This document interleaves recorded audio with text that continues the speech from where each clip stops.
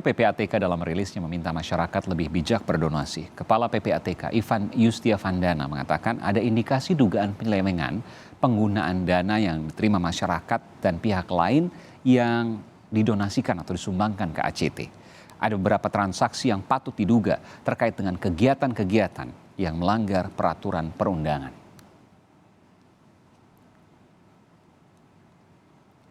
Seperti apa saudara temuan PPATK terkait dengan dugaan adanya penyelewengan dana organisasi ACT Aksi Cepat Tanggap?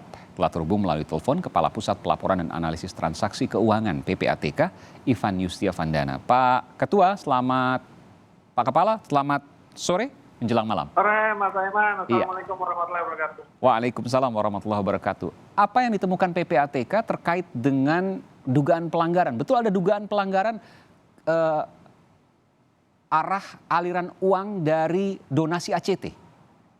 Ya, kita mengindikasikan demikian ya. Artinya kita kan melakukan follow the money dan temukan transaksi itu dipakai untuk banyak variasi bentukan gitu ya, Mas Aiman. Ya.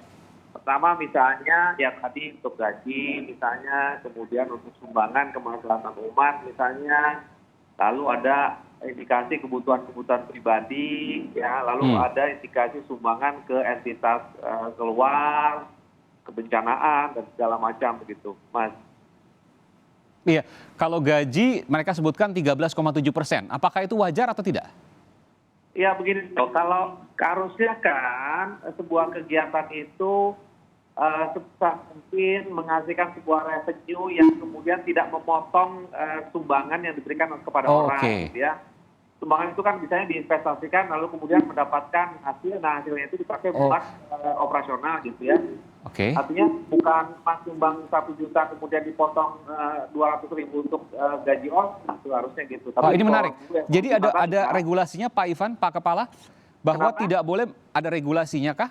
Bahwa tidak boleh mengambil uang donasi. Jadi kalau uang donasi untuk operasional yang ya harus dalam tanda kutip ya, harus diinvestasikan, harus diberdayakan sehingga memunculkan sebuah keuntungan, nanti dari keuntungan itu baru digunakan untuk operasional. Tapi dari donasinya sendiri dari umat atau dari masyarakat tidak boleh digunakan untuk keuntungan pribadi.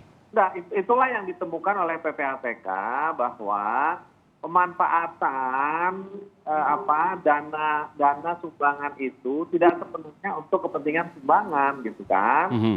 Misalnya kebutuhan membangun masjid 1 juta, dapat sumbangan 1 juta, tapi kan kemudian yang masuk berapa gitu kan, butuh operasional berapa ratus ribu sehingga menjadi masjidnya cuma sekian ratus ribu gitu kan. Nah itulah yang terdeteksi di PPATK. Selain itu juga memang transaksinya kan luar biasa masif, luar biasa banyak, besar. Sejak 2014 yang dipantau oleh PPATK itu. Oke, jadi ada indikasi pelanggaran bahwa menggunakan uang donasi yang seharusnya dilarang? Bukan seharusnya dilarang. Ini dari sisi dari sisi ini aja lah, kewajaran dari kelolaan dana sumbangan. Menyumbang 1 juta itu untuk keperluan bencana lah, 1 juta kan. Ternyata tidak semuanya masuk kan ya, bagaimana gitu kan. Ya. Ini satu hal tadi ya, ada ketidakwajaran karena menggunakan dana donasi. Yang kedua saya ingin tanyakan, adakah ketidaksinkronan antara dana masuk dengan dana yang disalurkan untuk sumbangan? Jadi misalnya ACT mendapatkan katakanlah 1 juta, tapi yang disalurkan untuk fakir miskin, untuk rumah ibadah dan lain sebagainya tidak sampai 1 juta. Misalnya seperti itu. Adakah indikasi seperti itu? Indikasi sumbangan ya, bahkan kita PPATK tidak dalam kapasitas memahami berapa kebutuhan beberapa kebutuhan yang harus disumbang misalnya. Membangun masjid itu berapa, PPATK tidak bisa sampai sananya kan. Jadi tidak ada dihitungan di PPATK kebutuhan berapa. Tapi PPATK menemukan memang beberapa aliran dana ke beberapa kegiatan yang sifatnya kemaslahatan umat, itu juga angkanya kan besar-besar.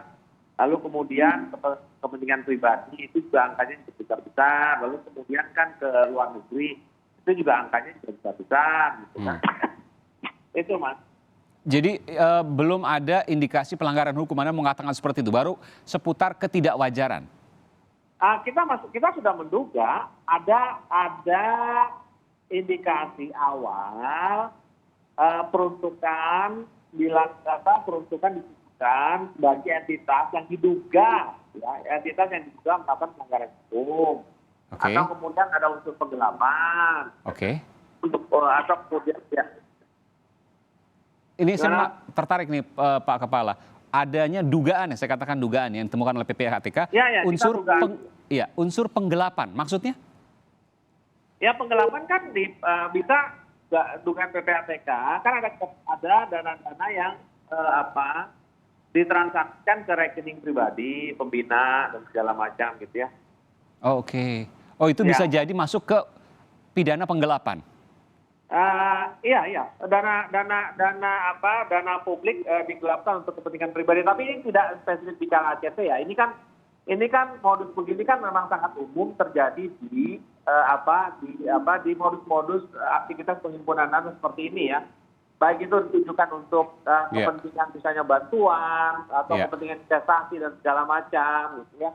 Ini sih modus-modus yang umum ya. Tapi bahwa di ACT saya harus tegaskan lagi nih, kalau walaupun di ACT ditemukan indikasi seperti itu, adanya indikasi penggelapan, pidana penggelapan karena uang donasi digunakan untuk kepentingan pribadi. Iya, kita melihat ada aliran itu. Oke. Apakah kemudian juga ada aliran dana yang melanggar undang-undang yang lain, misalnya ke lembaga-lembaga yang terlarang? Ya, itu sudah kita serahkan datanya ke penegak hukum ya. Artinya ada dugaan seperti itu, sudah kita serahkan kepada penegak hukum, dan itu kan Mas Aiman kan perlu pembuktian lebih jauh kan. Nggak bisa serta-merta nggak bisa serta-merta kita lakukan kesimpulan hanya melihat transaksinya kan. Oke. Ada jumlah angkanya mungkin dugaan, tentu masih dugaan ya, dan nanti masih perlu penyelidikan lagi dari pihak mungkin Densus, mungkin BNPT dan lain sebagainya. Tapi ada angka yang mungkin Anda bisa sampaikan Pak Kepala terkait dengan dugaan itu? Ini di luar penggelapan ya, di luar dugaan pidana penggelapan. Iya. Ya itu miliar 15. Enggak, kita tidak bicara semua, kita duga menyimpang ya, Mas. Belasan miliar ya, Anda sempat sebutkan tadi. Iya, dana yang kita pantau itu belasan miliar. Oke, kalau untuk penggelapan tadi, dugaan sekali lagi terkait dengan pidana penggelapan yang ditemukan oleh PPATK dari kasus ACT ini berapa miliar? Saya tidak bisa ungkapkan di sini ya. Masih dalam perkembangan terus, Mas. Masih dalam proses pengembangan dan angkanya berkembang terus kan. Oke. Dan kita koordinasi terus sama penegak hukum. Baik, kalau dihitung misalnya per bulan 250 juta untuk posisi paling tinggi, lalu kemudian posisi paling rendah 50 juta, ini untuk hanya bos-bosnya saja untuk 4 orang ini atau beberapa mungkin ya. Berlangsung selama 7 tahun, tentu ini bicara soal puluhan miliar, betul demikian? Iya, karena kan memang perolehan sumbangan juga kan angka yang besar. Kan? Perolehan sumbangan incoming-nya saja kan besar. Kan? Betul, hampir setengah triliun ya, betul ya Pak Kepala ya? Setengah triliun per tahun.